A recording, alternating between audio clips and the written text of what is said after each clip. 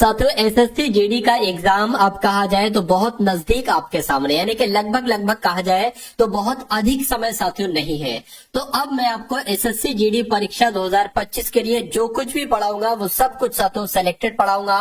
ऐसा नहीं साथियों कि बिल्कुल अगर हट के बात करें, एग्जाम से हटकर यहाँ पर साथियों कुछ बात नहीं की जाएगी, यानी कि सिर्फ वही आपको पढ़ाया जाएगा, वही क्वेश्चंस आपको साथियों दिखाए जाएंगे, समझाएंगे जाएंगे, उनके बारे में साथियों बताया जाएगा जो परीक्षा में आपको डायरेक्ट देखने को मिलेगा। तो साथियों इस चैनल को अगर आपने अभी तक सब्सक्राइब नहीं किया तो सब्सक्राइब कर लीजिए, और डेली मैं कोशिश करूंगा कि रोजाना रात्रि 8 बजे आपके लिए एक ऐसी क्लास लाऊं जो आपके एग्जाम को पूरी तरीके से साथियों कंप्लीट कर डाले। अगर आप एग्जाम तक इस क्लास को देख लेते हैं तो मेरा मानना है कोई दुनिया की ताकत नहीं जो आपको एग्जाम से क्रैक करने से आपको रोक सके। चलिए तो पहला सवाल आपकी स्क्रीन पर है, कह रहे कि अतीत का समानार्थी शब्द क्या हो सकता है। तो मैं कहूंगा अतीत का समानार्थी शब्द क्या हो जाएगा, विगत हो जाएगा। क्या हो जाएगा साथियों, विगत हो जाएगा। उसके बाद देखिए नेक्स्ट नंबर का सवाल है आपकी स्क्रीन पर, देखिए और बताइए राइट आंसर क्या होगा कि शुद्ध वर्तनी। देखिए शुद्ध वर्तनी इसमें से साथियों कौन से शब्द की आपको लग रही है, यानी कि लालायित कैसे लिखा जाता है। तो लालायित साथियों मैं कहूंगा जैसे ऑप्शन नंबर ए में लिखा हुआ है ना लालायित, ऐसे लिखा जाता है। बाकी तीनों वर्तनियां गलत है, ऑप्शन नंबर ए वाले की वर्तनी बिल्कुल सही है। उसके बाद देखिए अगला सवाल है, भाई जो लोग भी यहाँ पर लाइव आ चुके हैं उन सभी का स्वागत है। मैं एक बार बता देता हूँ, विपिन है, पूजा है, जातनी है, मिस्टर तेजस्विनी है, बलदेव, कारगिल, ठीक है, लवेश, सनी।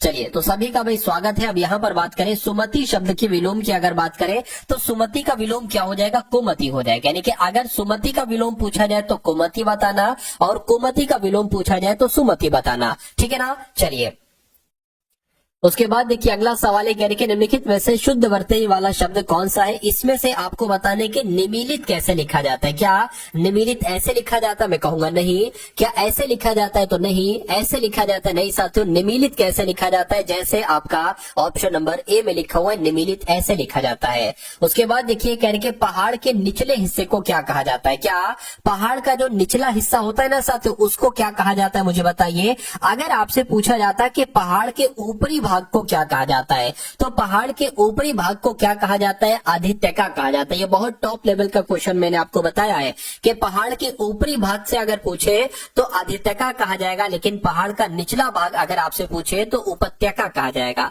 ठीक है ना। आदित्यका और उपत्यका ये दोनों चीजें आप लोग ध्यान रखेंगे, ठीक है ना। चलिए अब उसके बाद देखिए अगला सवाल है, कह रहे कि पानी का बुलबुला होना, इस मुहावरे का मतलब क्या होता है। पानी का बुलबुला साथियों क्षणभंगुर होना हम लोग कह सकते हैं, जरा देर के लिए, थोड़ी देर के लिए। इसलिए राइट आंसर आपका जो जाएगा वो ऑप्शन नंबर बी के साथ जाएगा। भयभीत होने का मतलब क्या होता है भाई, मतलब डर जाना, ठीक है। चलिए उसके बाद अगला सवाल देखिए, कह रहे कि जिसे सारी बातों का ज्ञान हो उसके लिए आपसे पूछा जा रहा है एक शब्द क्या होगा। देखिए जब हम यहाँ पर बात करते हैं कि बहुज्ञ का मतलब क्या होता है, बहुज्ञ का मतलब साथियों जो बहुत सारी चीजों को जानता हो उसको हम लोग कह सकते हैं बहुज्ञ, ठीक है ना। यहाँ पर एक शब्द है मर्मज्ञ, क्या कहा जाता है, किसी बात के मर्म को जानने वाले को साथियों मर्मज्ञ कहा जाता है। लेकिन सर्वज्ञ की अगर बात करते हैं, जिसे सारी बातों का ज्ञान होता है, उसके लिए एक शब्द क्या होगा, सर्वज्ञ होता है साथियों। ये आप सभी लोगों को मालूम होना चाहिए। और विशेषज्ञ क्या होता है, जो अगर किसी विषय के बारे में जानकारी रखता है,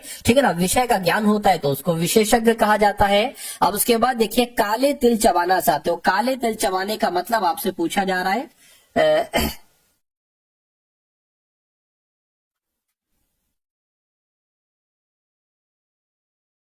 चलिए तो काले तिल चबाने का मतलब क्या हो जाएगा, मुझे बता दीजिए साथियों। देखिए पराधीन होना, जला वतन करना, गुस्सा होना या दीर्घ आयु होना। आंसर क्या है भाई, ठीक है।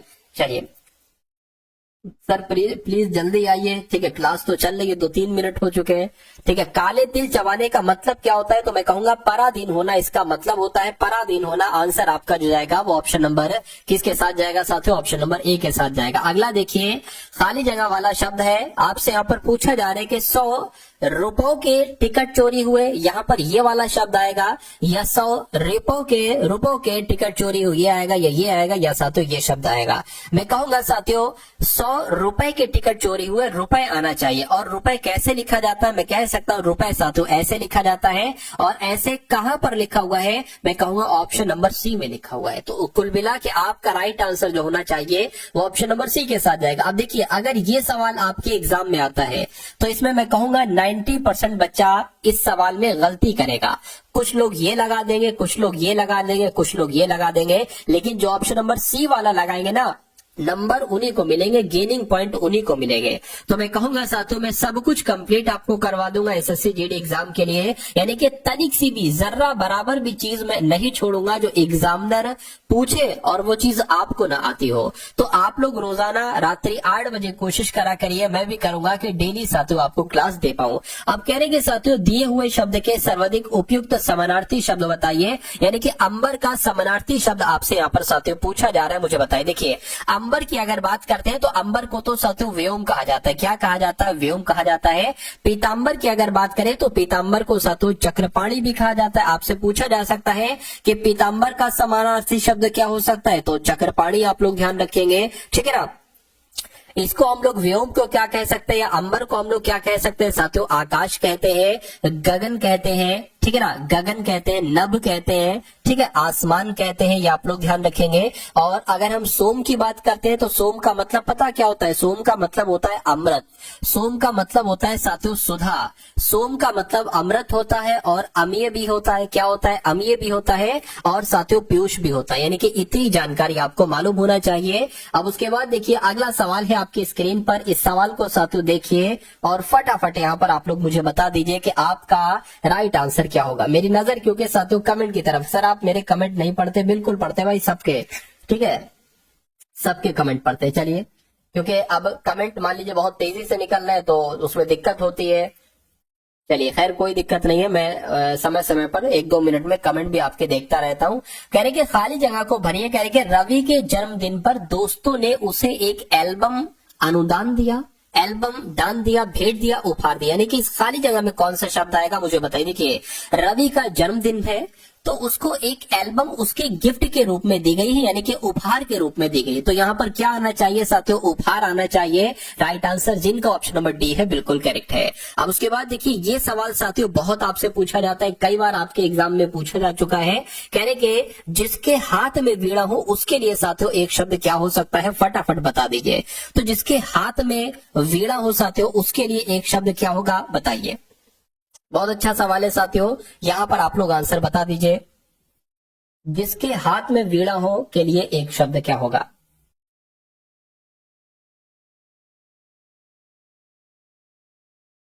चलिए, मैं साथियों कमेंट आपके देख रहा हूं।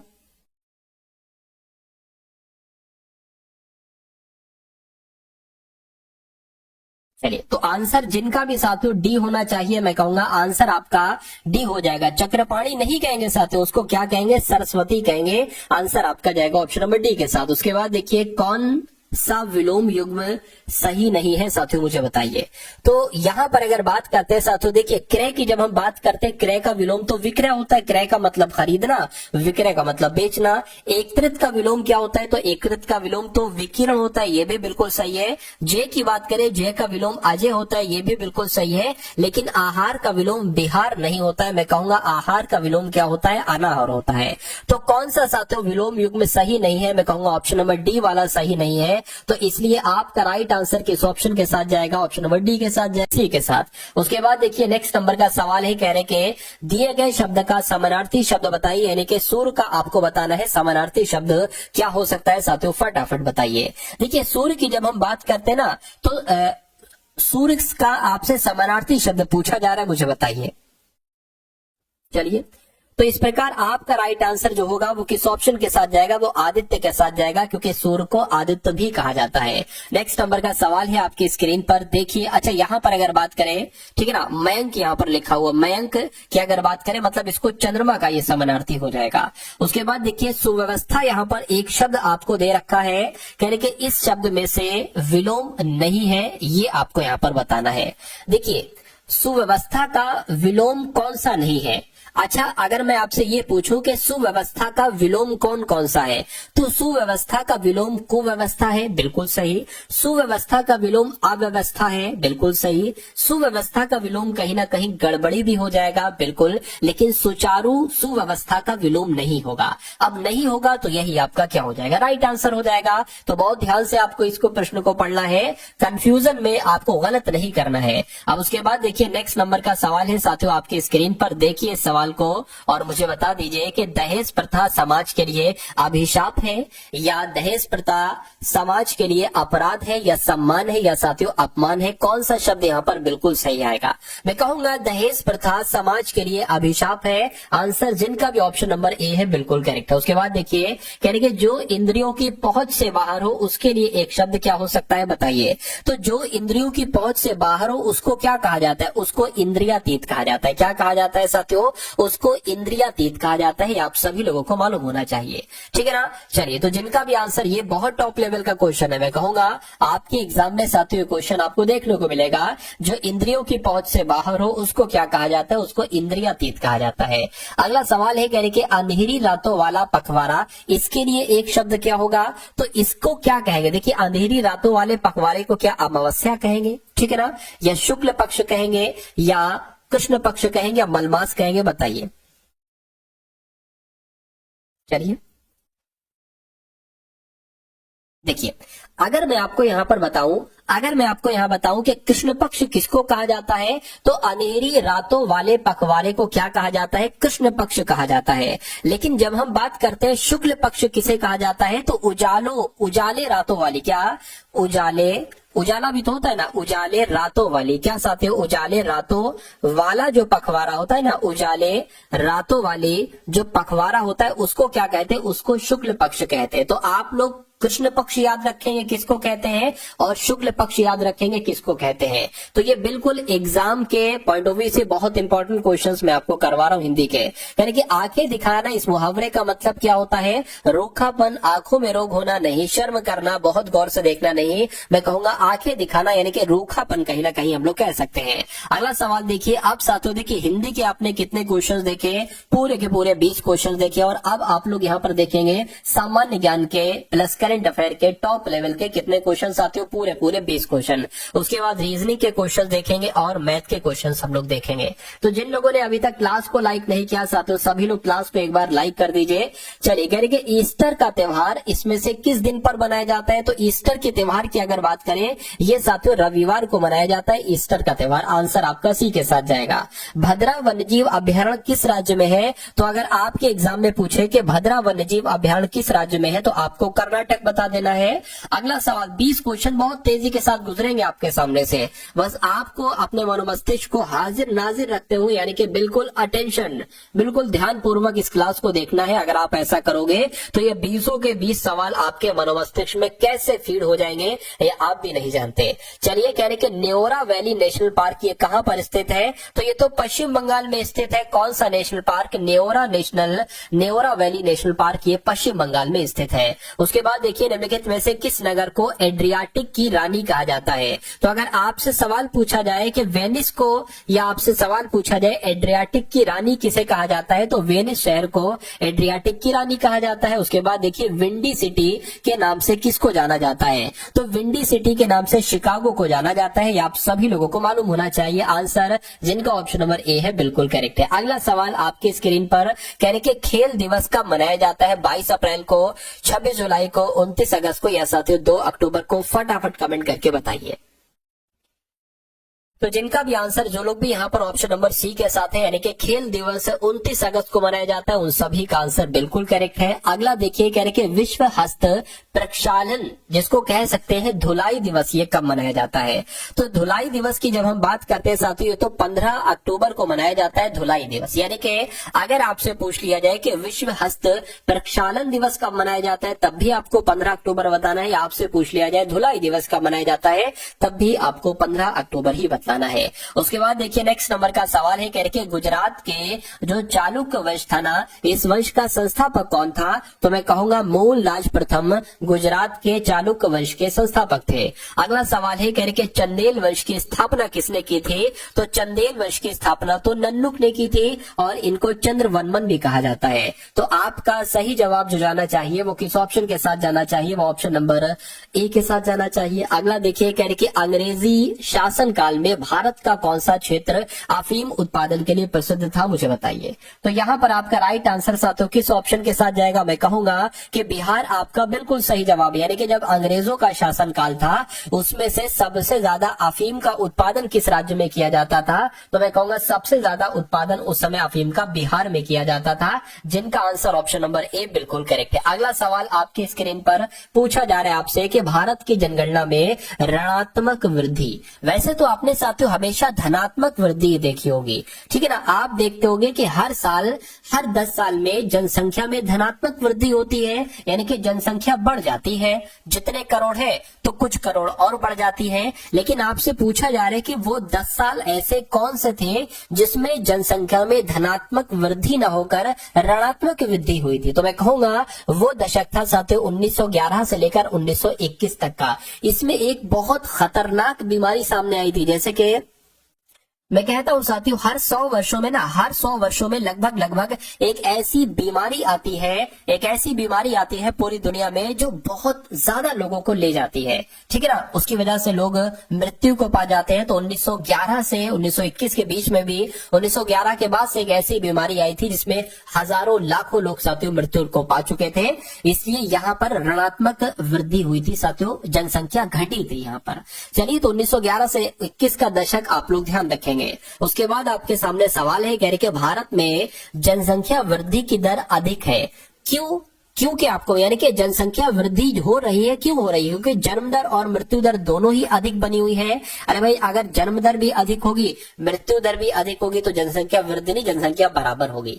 जन्म दर मृत्यु दर की अपेक्षा कम घटी हुई है या मृत्यु दर में कमी आई है, किंतु जन्म दर अधिक बनी। बिल्कुल, जनसंख्या बढ़ने का एक मात्र नहीं कह सकते, बहुत सारे कारणों में से एक कारण यह है कि मृत्यु दर कम, यानी कि लोग कम मर रहे हैं और पैदा ज्यादा हो रहे हैं। अरे भाई, इसी वजह से तो ठीक है 121 करोड़ से कितने हो गए? 141 करोड़ से ज्यादा हो गए हम लोग। तो मैं कहूंगा आंसर यहाँ पर, अगर ये सवाल आपके सामने आता है तो आंसर आपको ऑप्शन नंबर सी लगाना है। उसके बाद देखिए अगला सवाल है, कह रहे कि स्वतंत्रता, समानता, बंधुत्व की अवधारणा भारत के संविधान की प्रस्तावना में निहित किस देश के संविधान से ली गई है? अपना जो भारत है ना, अपने भारत में बहुत सारी चीजें, मैं कहूंगा सारी चीजें लगभग और देशों के संविधान से ली गई हैं, ठीक है ना। और ये सवाल भी आपसे पूछा जाता है, तो मैं कहूंगा स्वतंत्रता, समानता और बंधुत्व की अवधारणा भारत के संविधान की प्रस्तावना में निहित है और ये फ्रांस के संविधान से ली गई है। सही जवाब जिनका ऑप्शन नंबर डी था बिल्कुल करेक्ट है। अगला देखिए,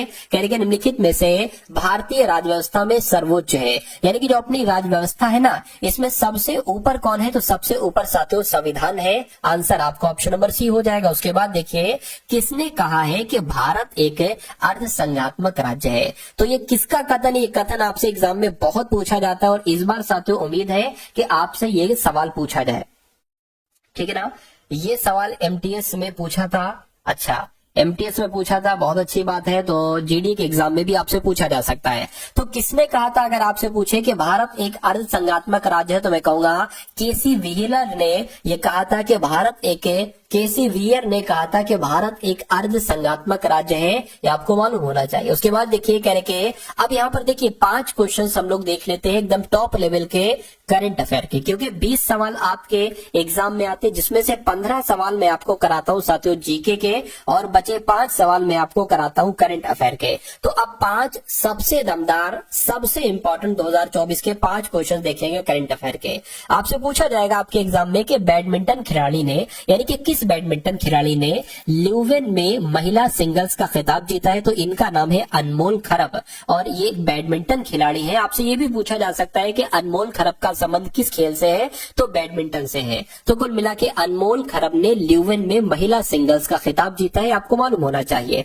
उसके बाद देखिए कह रहे कि किस देश ने ऑपरेशन सद्भाव शुरू किया है, तो मैं कहूंगा अपने देश भारत ने ऑपरेशन कौन सा शुरू किया है, ऑपरेशन सद्भाव शुरू किया है। या आपका आंसर ऑप्शन नंबर सी के साथ जाएगा। उसके बाद देखिए कहा जा रहा है कि ब्रुसेल्स में डायमंड लीग 2024 का खिताब किसने जीता है, तो यहां पर आपका साथियों राइट आंसर किस ऑप्शन के साथ जाएगा, फटाफट बताइए। तो मैं कहूंगा आपका राइट आंसर एंडरसन पीटर्स के साथ जाएगा, क्योंकि ब्रुसेल्स में डायमंड लीग 2024 का खिताब किसने जीता है, तो एंडरसन पीटर्स ने जीता है। आंसर आपका ऑप्शन नंबर सी के साथ जाएगा। अगला सवाल है कह रहे ऑपरेशन यमन किसने शुरू किया है, ईरान ने, इजराइल ने या साथियों फिलिस्तीन ने। तो अगर एग्जाम में यह सवाल आए तो तुरंत लगा देना इजराइल, क्योंकि ऑपरेशन यमन की शुरुआत किसने की है, तो मैं कहूंगा इजराइल देश ने की है।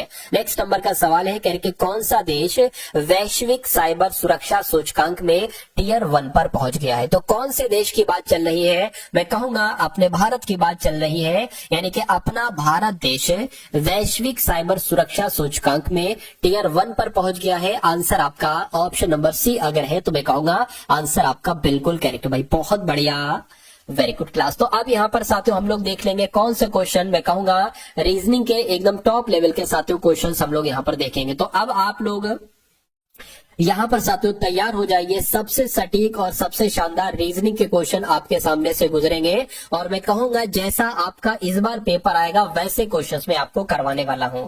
चलिए तो पहला सवाल आपकी स्क्रीन पर आ चुका है, कह रहे कि उस पासे का चयन कीजिए जिसे निम्नांकित पत्रक शीट को रेखाओं पर मोड़ने पर प्राप्त किया जा सकता है। और अगर आपको जो भी मैं क्वेश्चन कराऊंगा इसमें अगर आपको कोई भी कंफ्यूजन हो, कहीं पर भी कंफ्यूजन हो, तो तुरंत आपको एक काम करना है, क्या करना है, तुरंत आपको साथियों कमेंट करना है। मेरी नजर साथियों लगातार आपके कमेंट की तरफ बनी हुई है, और जैसे मैं देखूंगा कि किसी भी बच्चे को छोटी सी भी दिक्कत है तो मैं उसको लाइव अभी साथियों सॉल्व कर दूंगा, ठीक है ना सर। लाइव पोल टेस्ट है, अब देखिए मैं अकेला हूं, अब लाइव पोल अगर मान लीजिए पोल लगाएगा कोई बंदा तो फिर वो भी होना चाहिए, ठीक है। अब पूरा काम जो है ना मैं संभाल रहा हूँ और टाइपिस्ट लगे हुए हैं, टाइपिस्ट अपना काम कर रहे हैं, अब वो पोल मैं लगाऊंगा तो फिर पढ़ा आपको कैसे पाऊंगा। चलिए खैर इस सवाल की अगर बात करें, देखिए इस सवाल के बारे में मैं आपको बता देता हूँ, बहुत अच्छा और बहुत आसान सा सवाल है। कह रहे हैं कि कौन सा ये पासा है, ये एक ओपन पासा है, यानी कि जो एक ये पासा है ना, इस पासे को खोल दिया गया है, ये पासा आपके सामने आ गया है।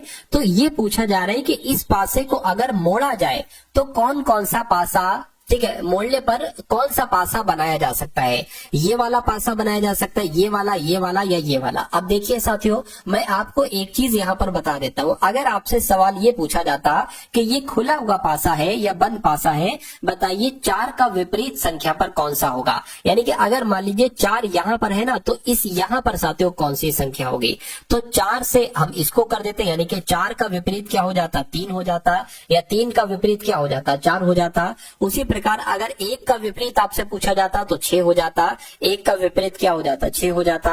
अब बचा 2 का विपरीत क्या हो जाता साथियों, 2 का विपरीत यहाँ पर 5 हो जाता। इतनी बात क्लियर है क्या, ये बिल्कुल क्लियर है। चलिए अब अगर हम सबसे पहले इसका चयन करें, ये 1 है, ये 2 है, ये 4 है, ये 4 है, ये 2 है और ये 3 है, ये 2 है, ये 3 है, ये 1 है, ये 6 है, ये 2 है। और अगर बात करते हैं साथियों इसकी, ये क्या था, ये तो 1 था। चलिए अगर हम ये आपसे पूछें कि क्या ये वाला पासों को अगर हम मोड़े तो क्या ये वाला पासा बन सकता है, ऑप्शन नंबर ए वाला पासा साथियों बन सकता है या नहीं। देखिए ये 1 है, 1 का विपरीत क्या है, 6 है, तो इसमें 1 का विपरीत साथियों 6 नहीं होना चाहिए, 1 का विपरीत यहाँ पर 6 नहीं है, ठीक है। 2 का विपरीत की अगर बात करें, 2 का विपरीत 5 है, तो 2 का विपरीत यहाँ पर 5 भी नहीं हमें दिखना चाहिए, बिल्कुल है। अब 4 की बात करें, 4 का विपरीत 3 है, 4 का विपरीत 3 है, तो 4 का विपरीत हमें 3 भी नहीं दिखना चाहिए, यानी कि ये हमारा पासा बन सकता है इसकी मदद से। अब हम इसकी बात करते हैं कि ये वाला पासा इसकी मदद से बन सकता है या नहीं बन सकता है। देखिए 4 का विपरीत क्या है, 4 का विपरीत 3 है, लेकिन हमें 4 का विपरीत 3 तो यहां पर दिख रहा है, यहाँ पर दिख रहा है ना, तो ये वाला पासा नहीं बन सकता है। अब 2 की बात करें, 2 का विपरीत 5 है, तो 2 का विपरीत 5 नहीं दिख रहा है, ठीक है। 1 का विपरीत 6 है, 1 का विपरीत 6 भी नहीं दिख रहा है। 3 का विपरीत क्या है, 3 का विपरीत कितना है साथियों, 4 है, तो 4 भी नहीं दिख रहा है, यानी कि ये वाला पासा भी बन सकता है। अब इस वाले पासे की बात करें तो 1 का विपरीत 6 है, ये तो 6 तो दिख रहा है साथियों, तो ये वाला भी नहीं बन पाएगा। मैं कहूंगा ए वाला बन जाएगा और सी वाला बन जाएगा। तो ऐसा कहां पर लिखा हुआ है, ऑप्शन नंबर बी में लिखा हुआ है, तो ये आपका बिल्कुल करेक्ट आंसर है। अगला सवाल आपके स्क्रीन पर कह रहे कि जिस प्रकार शब्दकोश अर्थ से संबंधित है, उसी प्रकार विश्वकोश का संबंध किससे होगा। मैं कहूंगा विश्वकोश का संबंध यहाँ पर ज्ञान से होगा। तो इस प्रकार आंसर आपका जो जाएगा वो ऑप्शन नंबर बी के साथ जाएगा। अब उसके बाद देखिए अगला सवाल है, कह रहे कि वो संख्या ज्ञात कीजिए जिसमें उसके 4 गुने को जोड़ने पर उसकी पूर्ववर्ती संख्या का 10 गुना प्राप्त हो जाए। तो अगर ये सवाल साथियों आपके सामने आता है तो आप इस सवाल को कैसे करेंगे। मान लीजिए वो संख्या, जिस संख्या की यहाँ पर बात चल रही है ना, वो संख्या मान लीजिए x है, तो कह रहे कि वो संख्या ज्ञात कीजिए जिसमें उसके 4 गुने, यानी कि उसी संख्या में उसका 4 गुना प्लस कर दिया जाता है। वही यही तो बात कह रहे हैं, जिसमें उसके 4 गुने को जोड़ने पर उस संख्या में उसके 4 गुने को जोड़ दिया, और जोड़ने पर साथियों उसके पूर्ववर्ती, यानी कि इस संख्या का पूर्ववर्ती क्या होगा, इसमें 1 घटा दो, इसमें 1 घटा दोगे, ये साथियों पूर्ववर्ती हो गया। तो कह रहे हैं कि 4 गुने को जोड़ने पर, 4 गुने को जोड़ दिया तो उसकी पूर्ववर्ती संख्या का 10 गुना हो जाता है, यानी कि इसका इस पूर्ववर्ती संख्या का 10 गुना हो जाता है। तो कह रहे कि वो संख्या बताइए, यानी कि x का मान यहाँ पर आपसे पूछा जा रहा है। तो मैं कहूंगा साथियों ये 4x और x कितना हो जाएगा, 5x हो जाएगा, बराबर 10 की x से गुणा होगी, तो यहाँ पर साथियों ये 10x हो जाएगा, -10 हो जाएगा। इतनी बात क्लियर है, बिल्कुल क्लियर है। अब यहाँ पर अगर बात करें साथियों, देखिए ये 10x है, ये बराबर के उधर 5x है ना, इधर आएगा तो माइनस का 5x हो जाएगा, बराबर के उधर 10 जाएगा तो प्लस हो जाएगा, यानी कि 10x में से 5x जाएगा, तो यहाँ पर कितना बचेगा, 5x बराबर 10 बचेगा, और x बराबर कितना बचेगा साथियों, 2 बचेगा। इतनी बात क्लियर है। तो x का मान आपसे पूछा गया था, x का मान 2 आ चुका है। 2 कौन से ऑप्शन में है, तो ऑप्शन नंबर ए वाले में है। तो समझे साथियों, इस सवाल में अगर आपको कोई दिक्कत है, कोई परेशानी है, तो फटाफट एक बार आप लोग मुझे यहाँ पर बताएंगे।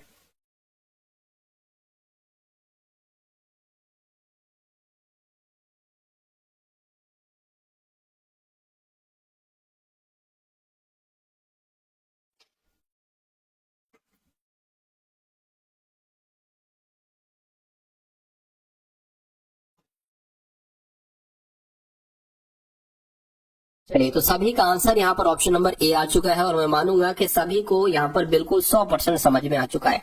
अब इस सवाल की अगर बात करें, और ये सवाल आपके एग्जाम में आएगा, अगर आएगा तो आप इस सवाल को कैसे कर पाएंगे।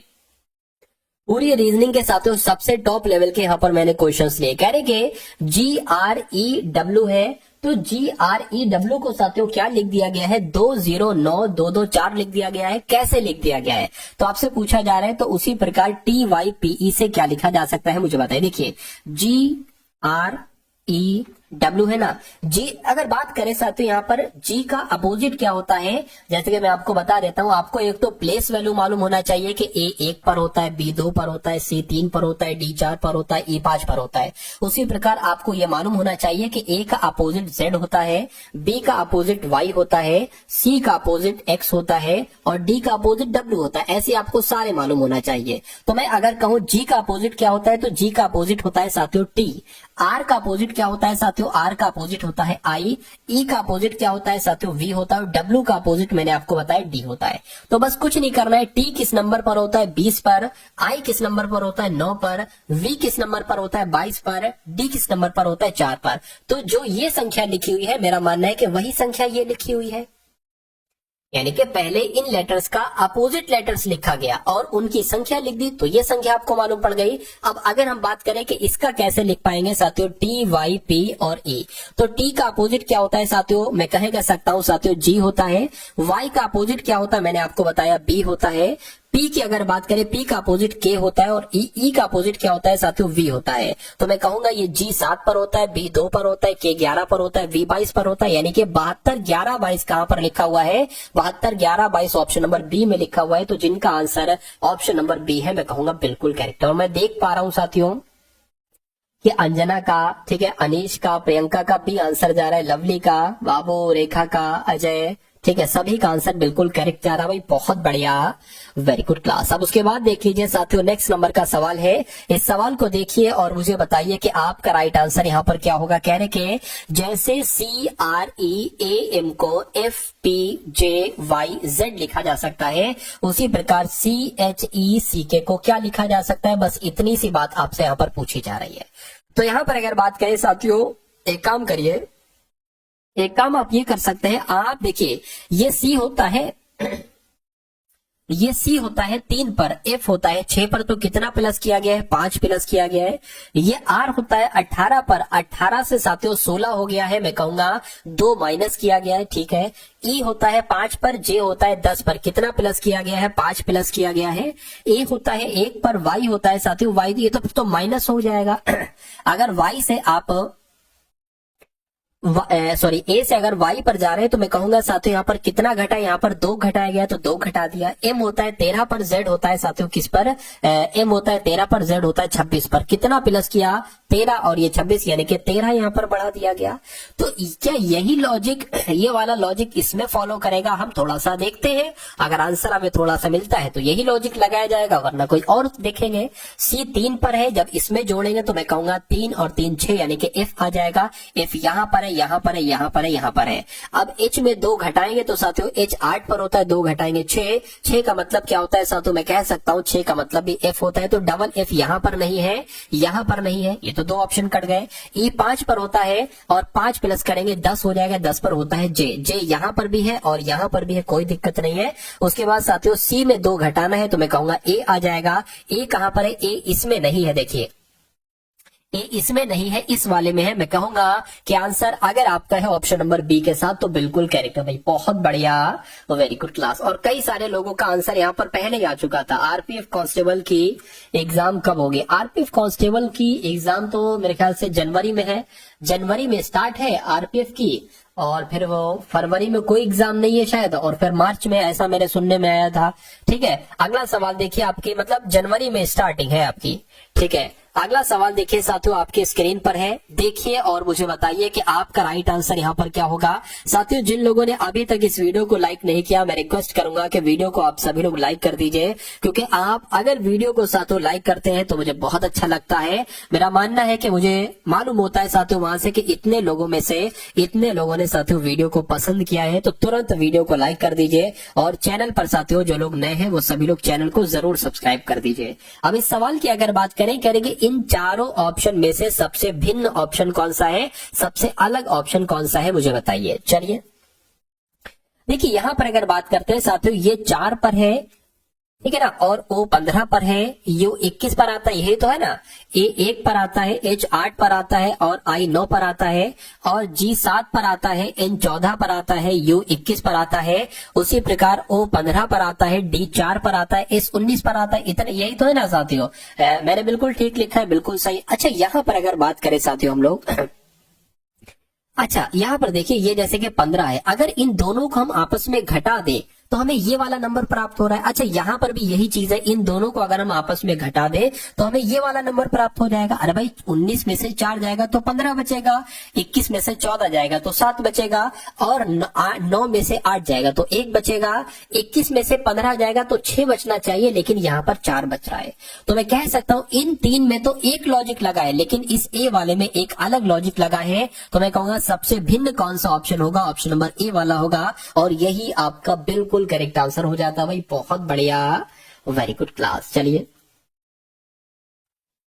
एसएससी एमटीएस का रिजल्ट जल्द आ जाएगा आपका। सर थोड़ा मैथ को अच्छे तरीके से एक्सप्लेन करो प्लीज। ये अभी रीजनिंग आपकी चल रही है, ठीक है, कुछ क्वेश्चंस के बाद आप इसमें मैथ के क्वेश्चंस देखेंगे, और मैं पूरी उम्मीद करूंगा कि आपकी अच्छे से समझ में वो मैथ आएगी। अब देखिए यहाँ पर अगर बात करते हैं, बिल्कुल ए आपका आंसर सही है। अब इस सवाल की अगर बात करें, यानी कि उस वेन आरेख का चयन करिए, यानी कि ये वेन आरेख है, उस वेन आरेख का चयन करिए जो निम्नलिखित वर्गों के बीच के संबंध को सबसे अच्छे तरीके से दर्शाता है।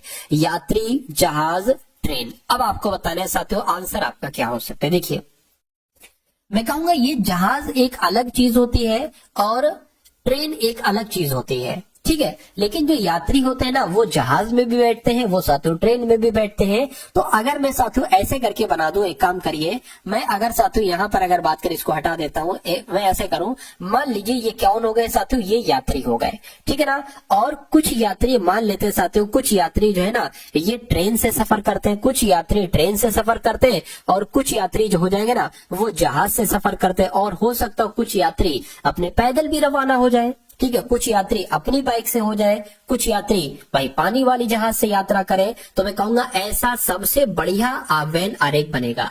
तो ये वैन आरेख यहाँ पर बना हुआ है नहीं, यहाँ पर बना हुआ है नहीं, यहाँ पर बना हुआ नहीं, मैं कहूंगा ऑप्शन नंबर डी वाले में बना हुआ है। तो इस प्रकार आपका आंसर जो जाना चाहिए वो ऑप्शन नंबर डी के साथ जाना चाहिए। सर आपकी दूसरी क्लास कब होती है, प्लीज बता दीजिए। दूसरी क्लास देखिए अभी थोड़ी सी दिक्कत चल रही थी तबीयत की, इस वजह से SSCGD की एग्जाम डेट, तो मैंने सोचा था कि एक 11 बजे आपकी क्लास ले लूंगा सुबह में, और एक रात्रि 8 बजे ले लूंगा। तो रात्रि 8 बजे तो हो रही है, अब मैं अगर मेरी हालत वगैरह ठीक रही, तबीयत सही रही, तो सुबह में 11 बजे की आपकी क्लास ले लूंगा, ठीक है ना। और फिर डेली यही रूटीन मैं उम्मीद करूंगा चलता रहेगा। देखिए SSC की एग्जाम डेट की अगर बात करें तो आपका जनवरी में एग्जाम स्टार्ट है, और अब बहुत अधिक समय नहीं बचा, यानी कि जो सिलेक्शन वाला बंदा है, सिलेक्शन लेना चाहता है, उसके लिए बहुत अधिक समय अब बचा नहीं है। चलिए, लेकिन जो एग्जाम में सिलेक्शन नहीं लेना चाहता है ना, उसके लिए बहुत अधिक समय अभी है। अभी वो सो रहा है आराम से, और एग्जाम से 10 दिन पहले आएगा, एग्जाम से 10 दिन पहले आएगा और कहेगा मुझे ऐसी एक आध क्लास दे दीजिए जिसमें जो है ना, जिसमें लगभग आपका जो है बहुत सारे क्वेश्चंस आपको मिल जाए, या कुछ ऐसे क्वेश्चन दे दीजिए कि जिसमें पूरा पेपर आपका आ जाए। तो ऐसा तो भाई हो नहीं सकता, ठीक है। जो मेहनत करेगा, जो रेगुलरली शुरू से मेहनत करेगा, जीत तो उसी को मिलेगी। चलिए, तो आप साथियों इस चैनल पर नए हैं तो सब्सक्राइब कर लीजिए, बेल आइकन पर क्लिक कर लीजिए, और अब से एग्जाम तक अगर आप पढ़ते जाएंगे तो मेरा मानना है, क्योंकि लाइव क्लासेस मैंने अभी कुछ दिन से यहाँ पर शुरू की है। देखिए अब इस सवाल की अगर यहाँ पर हम लोग बात करते हैं, कहने की जैसे FPW आया है, उसके बाद EQV आया है, और उसके बाद DRU आया है, तो आपको बताने कि उसके बाद कौन से 3 लेटर यहाँ पर आ सकते हैं, बस इतनी सी बात आपको बताना है। तो अगर हम बात करें F से E हो गया है, 1 घटाया गया, E से D हो गया 1 घटाया गया, D में 1 घटाएंगे तो C आ जाएगा। P 16 पर होता है, Q यानी कि 17 हो गया, Q से R बोले तो 18 हो गया, तो एक बढ़ रहा है, तो R में 1 बढ़ाएंगे तो S हो जाएगा। तो CS कौन से ऑप्शन में, एक इस वाले में, एक इस वाले में है। W 23 पर होता है, V 22 पर होता है, U 21 पर होता है, 1 घटाएंगे तो T आ जाएगा। यानी कि CST कहां पर लिखा हुआ है, मैं कहूंगा CST तो ऑप्शन नंबर A में लिखा हुआ है। तो आपका राइट आंसर अगर है CST के साथ तो बिल्कुल करेक्ट है। उसके बाद देखिए नंबर सीरीज वाला सवाल आपके एग्जाम के लिए बहुत बहुत बहुत इंपॉर्टेंट है, और मैं कहूंगा साथियों ये तो आपका आना ही आना है, नंबर सीरीज वाला तो कोई नहीं रोक सकता, ये तो आना ही आना है आपके एग्जाम में। चलिए, तो यहाँ पर अगर बात करें, कह रहे कि आपके एग्जाम में अगर आ जाए ये वाला, यही सेम टू सेम आ जाए तो कैसे करोगे। 123 है, उसके बाद 98 आ गया, उसके बाद 82 आ गया, उसके बाद 73 आ गया, उसके बाद 69 आ गया, तो आपको बताने कि उसके बाद कौन सा नंबर आएगा, फटाफट बताइए। देखिए अगर 123 में हम 98 को घटाते हैं तो कितना घटेगा, 13 में से साथियों, 13 में से 8 जाएगा, तो मैं कहूंगा साथियों यहाँ पर 5 बटेगा, ये 11 हो गया, 11 में से साथियों तो यहाँ पर कितना आपका 2 आ जाएगा, 25 हो गया। 98 से 82 जो हुआ है ना, ये कितना हुआ है साथियों, ये आपका 6 आ जाएगा, और ये 1 16 हो गया। 72 से 72 में, अगर 72 से 73 में गए ना तो साथियों मैं कहूंगा 9 घटाया गया है। तो 73 से 69 बनाने के लिए कितना घटाया गया है साथियों, मैं कहूंगा 4 घटाया गया। अच्छा, यहाँ पर एक चीज आप नहीं देख रहा हो, एक चीज आपको साथियों यहाँ पर नजर नहीं आ रही है, ये है 5 का स्क्वायर, ये है 4 का स्क्वायर, ठीक है ना। किसका स्क्वायर, एक सेकंड, ये है 4 का स्क्वायर और ये है 3 का स्क्वायर, तो ये 2 का स्क्वायर हो जाएगा। मैं कहूंगा यहाँ पर मेरे हिसाब से तो 1 का स्क्वायर आना चाहिए, और 1 का स्क्वायर 1 होता है, यानी कि 69 में 1 घटाया जाएगा तो क्या आना चाहिए, 68 आना चाहिए। क्या 68 ऑप्शन में है, मैं कहूंगा बिल्कुल 68 ऑप्शन में है, ऑप्शन नंबर डी वाले में है। तो इस प्रकार आपका जो राइट आंसर जाएगा वो ऑप्शन नंबर डी के साथ जाएगा, और जो लोग भी यहाँ पर ऑप्शन नंबर डी के साथ है आपका आंसर बिल्कुल करेक्ट है। चलिए अब उसके बाद देखते हैं नेक्स्ट नंबर का सवाल है आपके स्क्रीन पर। देखिए सवाल को साथियों और मुझे बता दीजिए कि आपका राइट आंसर यहाँ पर क्या हो सकता है। अब इस सवाल की अगर बात करें, कह रहे कि सभी लड़कियां एक्टर, देखिए जो जो कहा जा रहा है ना आप वो करते जाइए। अब कहा गया है कि सभी लड़कियां एक्टर हैं, तो मान लेते हैं साथियों ये कौन हो गई, ये लड़कियां हो गई, ठीक है ना। ये लड़कियां होंगी, और कहने के सभी लड़कियां एक्टर है, तो मान लेते हैं सभी लड़कियां क्या हो गई, एक्टर हो गई। और कहने के सभी एक्टर सिंगर है, तो सभी एक्टर ये क्या हो गए, सभी एक्टर यहाँ पर सिंगर हो गए। इतनी बात क्लियर है, चलिए कोई दिक्कत नहीं। अब उसके बाद देखिए, अब निष्कर्ष आपको देखना और बताने के कौन कौन सा निष्कर्ष सही है, कौन कौन सा निष्कर्ष यहाँ पर गलत है। चलिए, यानी कि कोई भी एक्टर लड़की नहीं, अच्छा यहाँ पर ये कुछ लड़कियां सिंगर नहीं। अब पहला पॉइंट तो आपको ये देखना है कि अगर कथन कभी भी पॉजिटिव में है तो निष्कर्ष जो होगा ना, वो निष्कर्ष भी साथियों पॉजिटिव में होना चाहिए। अगर नेगेटिव में निष्कर्ष है तो वो निष्कर्ष हम गलत मानेंगे, यानी कि उसको तुरंत हम कट कर देंगे, तो ये नहीं हो सकता सही। अब दूसरे वालों को देखिए, करेंगे कोई भी एक्टर लड़की नहीं, ये भी नेगेटिव आ गया। अरे भैया, जब कथन पॉजिटिव में है तो निष्कर्ष नेगेटिव में कैसे आ सकता है। सभी लड़कियां सिंगर है, लड़कियां ये हो गई, कह रहे कि सभी क्या लड़कियां सिंगर है, मैं कहूंगा बिल्कुल सिंगर के अंदर आ रही है लड़कियां, यानी कि सभी लड़कियां सिंगर है, ये वाला आपका बिल्कुल सही हो जाएगा। यानी कि कहां पर ऐसा लिखा है कि निष्कर्ष 3 अनुसरण करता है, केवल निष्कर्ष 3 अनुसरण करता है, ऐसा ऑप्शन नंबर सी में लिखा हुआ है, तो ये आपका साथियों बिल्कुल करेक्ट आंसर है भाई, बहुत बढ़िया, वेरी गुड क्लास। तो अब साथियों यहाँ पर आपके मैथ के क्वेश्चन शुरू हो चुके हैं। इन सभी मैथ के सवालों को आप लोग देखेंगे और बहुत अच्छे तरीके से साथियों देखेंगे। चलिए, तो मैथ का पहला सवाल है, थोड़ा सा अटेंशन में हो जाइए क्योंकि मैथ शुरू हो चुकी है। यदि एक वृत्तीय बेलन की त्रिज्या और ऊंचाई क्रमशः, यानी कि एक वृत्तीय बेलन है, उसकी त्रिज्या कितनी है, उसकी त्रिज्या साथियों 10 सेंटीमीटर है और उसकी ऊंचाई यानी कि एच कितनी है साथियों 15 सेंटीमीटर है।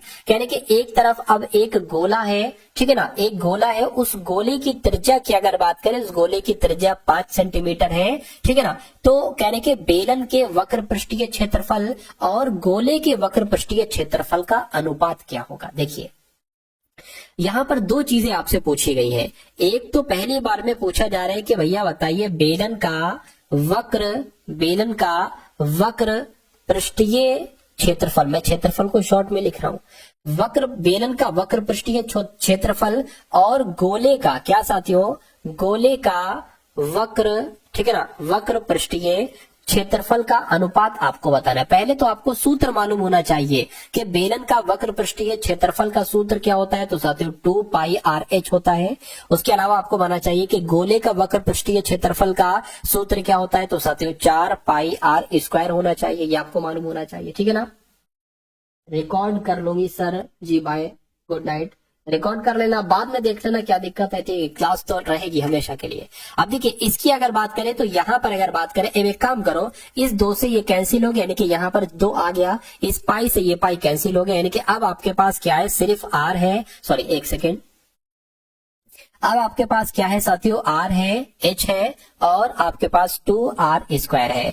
तो यहाँ पर बेलन का बेलन की अगर बात करें, कितना दे रखा था साथियों, बेलन की त्रिज्या r है, यानी कि ये r 10 हो जाएगी और गुणा h कितना है 15 है, तो ये साथियों 15 आपका हो गया और 2 नीचे आ गया r स्क्वायर, ये r है, 5 गुणा 5 हो गया, 5 गुणा 5 हो गया, ठीक है ना। इसको अगर कट करें 5 2 पंजे 10, इस पास ये पास कैंसिल, ठीक है। और अब बचा क्या आपके पास साथियों 15/5 बटा बचा है, यानी कि मैं कह सकता हूं साथियों 15:5 भी हम लोग कह सकते हैं, 5 एकम 5 और 5 तिया 15, यानी कि अनुपात क्या आया, बेलन के वक्र पृष्ठीय क्षेत्रफल का गोले के वक्र पृष्ठीय क्षेत्रफल से अनुपात आया 3:1। तो 3:1 कहां पर लिखा हुआ है, मैं कहूंगा ऑप्शन नंबर बी में लिखा हुआ है, तो ये आपका बिल्कुल करेक्ट आंसर हो जाता है भाई, बहुत बढ़िया, वेरी गुड क्लास। चलिए साथियों, अब उसके बाद देख लीजिए, नेक्स्ट नंबर का सवाल है आपकी स्क्रीन पर, कहने की चीनी की कीमत 33% बढ़ जाती है, एक परिवार को चीनी के उपयोग में कितने प्रतिशत की कमी करनी चाहिए ताकि व्यय में वृद्धि ना हो। देखिए, अब इस टाइप के सवाल की अगर बात करें ना, इस टाइप का सवाल साथियों आपसे बहुत पूछा जाता है, बहुत ज्यादा। बस क्या किया जाता है मैं आपको बता देता हूँ साथियों, बस किया साथियों किया जाता है कि यहाँ पर चीनी की जगह कुछ और आ जाता है और इस प्रतिशत की जगह कुछ और आ जाता है। तो अगर ऐसा चेंजेस हो कि भैया इस चीज में इतने प्रतिशत की बढ़ोतरी हो जाती है, तो कोई बंदा उस चीज के उपयोग में कितने प्रतिशत की कमी कर दे ताकि व्यय पर, ठीक है ना, उसमें वृद्धि ना हो, वो बराबर रहे। तो आपको जो यहाँ पर लिखा हुआ है ना, वो आपको लिखना है तुरंत और इसकी गुणा कर देना है 100 से। अब आपको देखना है कि यहाँ पर ये चीज बढ़ी जा रही है या घटी जा रही, दो चीजें होंगी। एक तो अगर ये बढ़ जाती है, कोई चीज बढ़ जाती है, तो आपको 100 प्लस 33 लिख देना है। 33 का मतलब जो यहाँ पर संख्या है, अगर ये साथियों घट जाती है लिखा हुआ तो 100 माइनस 33 लिख देना है। तो ये आ जाएगा साथियों 3300 बटे 133 आ जाएगा। बस आपको इसको कैलकुलेट करना है, बाकी कोई टेंशन वगैरह आपको यहाँ पर लेने की जरूरत नहीं है। तो इसको साथियों हम सॉल्व कर लेते हैं, ठीक है ना। इसको हम क्या कर लेते हैं, इसको हम सॉल्व कर लेते हैं। देखिए जरा, इसको थोड़ा सा मुझे यहाँ पर हटाना होगा, ये हट गया। देखिए यहाँ पर अगर साथियों हम लोग बात करें तो ये आपका कितना हो गया, 3300 हो गया, और ये आपका साथियों कितना हो गया, 133 हो गया। इतनी बात क्लियर, बस इतना सा काम आपको करना है और आंसर आपका आपके सामने आ जाएगा। चलिए, तो अगर 133 दुना की हम बात करें तो 133 दुना कितने हो जाएंगे, यानी कि 6 दो हो जाएंगे, 266 हो गए ना, 200, यानी कि 133 दुना कितने हो गए, 266 हो गए। अब कितना बचेगा, 10 हो जाएगा, 10 में से 6 जाएगा, 4 बचेगा, ठीक है ना। ये अब 32 हो चुका है, 32 में से 26 जाएगा तो कितना बचेगा, 6 बचेगा, और ये 0 साथियों यहाँ पर उतर आएगा। अब 133 की किससे गुणा करेंगे, 640 के आसपास आ जाए। अगर मेरे हिसाब से साथियों 4 से गुणा करना चाहिए, 4 तिया 12, 4 तिया 12, 1 13 हो गया, 4 एकम 4 और 1 5 हो गया, बिल्कुल सही साथियों, 532 आ गया।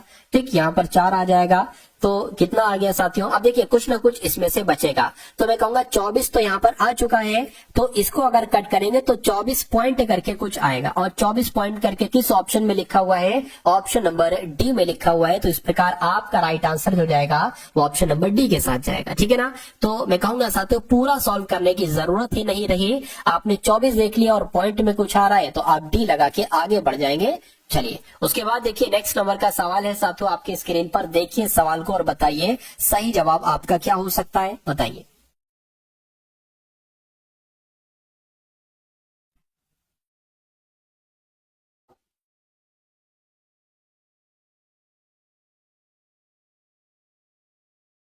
चलिए देखिए, इसमें कुछ नहीं है साथियों, क्या कहा गया है इसकी अगर बात करते हैं साथियों, इसमें क्या कहा गया है, कह रहे कि रामू और सोमू दो लोग हैं, रामू है सोमू है, इनकी मासिक आय की अगर बात करें तो 6:5 है, ठीक है। यानी कि अगर रामू 6 कमाता है महीने पर तो सोमू कितना कमाता है, 5 कमाता है। कह रहे कि उनके व्यय यानी कि खर्च का अनुपात जो है वो 7:6 है। तो कह रहे कि रामू अगर 1500 बचाता है, ये लिखा हुआ है, तो सोमू कितना बचाता है, 1000 बचाता है। आपको इतना तो मालूम होना चाहिए,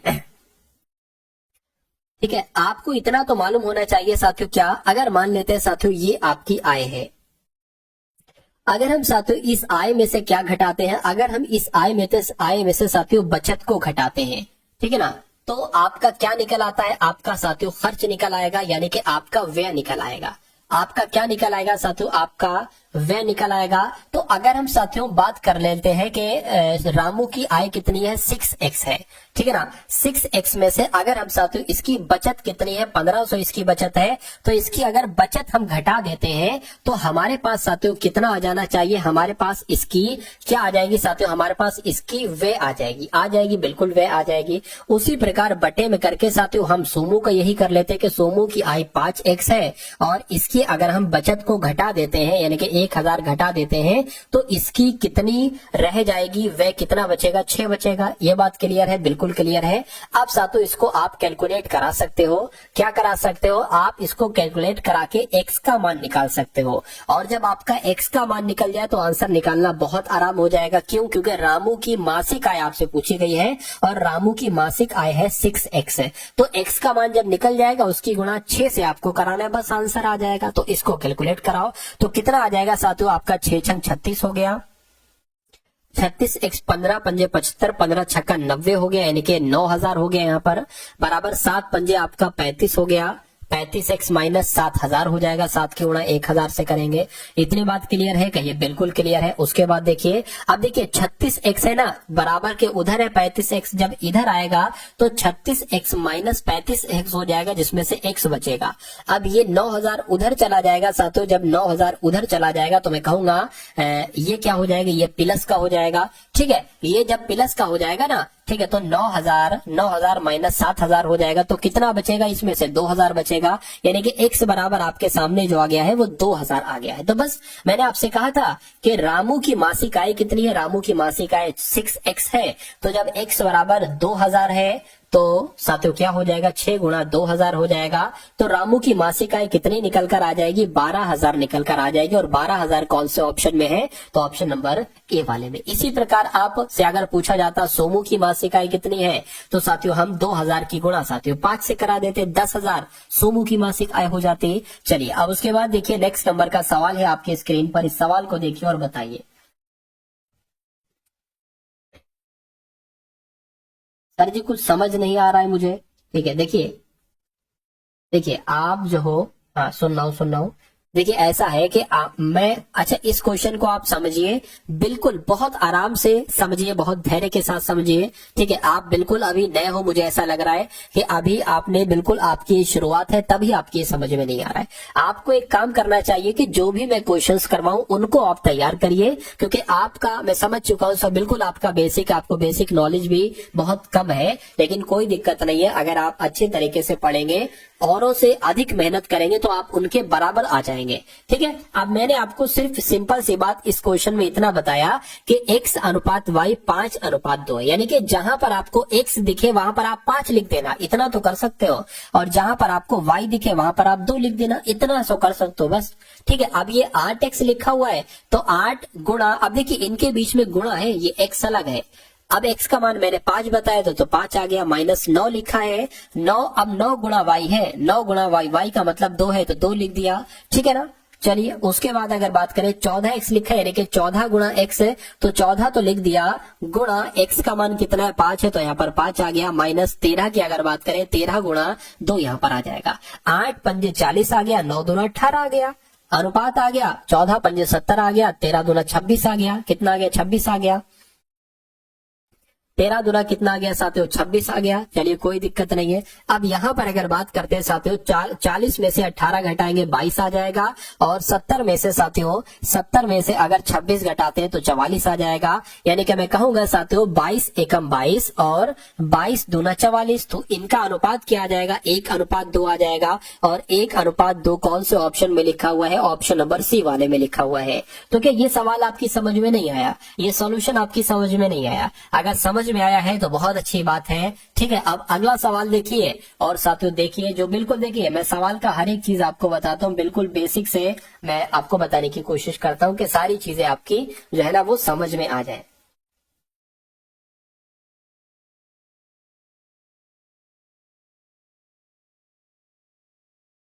चलिए,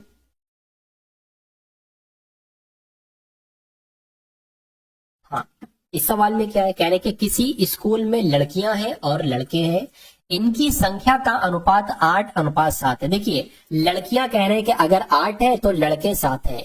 तो कह रहे हैं कि अगर लड़कियों और लड़कों की संख्या में वृद्धि कर दी जाए, लड़कियों की क्या, लड़कियों की संख्या में 10% की वृद्धि कर दी जाए और लड़कों की संख्या में 20% की वृद्धि कर दी जाए, तो फिर इनको जो नया अनुपात इनका क्या निकलेगा, यानी कि फिर उनको जो काटा पीटी करेंगे ना नंबर्स का, उनका अनुपात क्या निकलेगा। देखिए ये 8:7 है, इसको हम 800:700 भी कह सकते हैं और 80:70 भी कह सकते हैं। तो एक काम करिए, ठीक है, गर्ल्स का कितना है, 8 है ना, तो गर्ल्स की यहाँ पर अगर बात करें और बॉयज की अगर यहाँ पर हम लोग बात करें, तो एक काम करो, इसको 800 मान लो आप, और बॉयज को कितना मान लो, 700। यानी कि एक स्कूल है, उस स्कूल में 800 लड़कियां हैं और 700 लड़के हैं। और कह रहे हैं कि यदि लड़कियों और लड़कों की संख्या में इतने इतने की वृद्धि की जाती है, यानी कि लड़कियों की संख्या में 10% की वृद्धि करेंगे, यानी कि जब लड़कियों की संख्या बोले तो 800 है, इसमें 10% की वृद्धि करेंगे तो कितनी हो जाएगी साथियों, 80 हो जाएंगी। यानी कि 80 इसमें और बढ़ा देंगे, कितनी हो जाएगी, 880 हो जाएगी।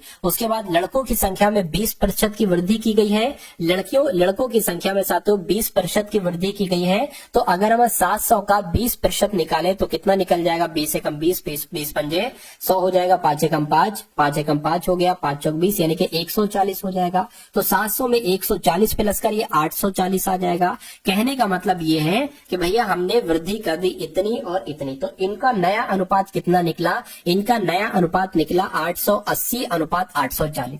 अगर ये कट सकता है तो इसको कट कर लिए, 0 से 0 कैंसिल हो गया। ठीक है, अब 4 से कट करें, 4 दूना 8, 4 दूना 8, 4 दूना 8 और 4 एकम 4। ठीक है, तो 22:21 आपका आंसर आया, यानी कि नया अनुपात आपका क्या निकला, 22:21 निकला। अब बताइए साथियों, ये सवाल आपकी समझ में आया या नहीं आया?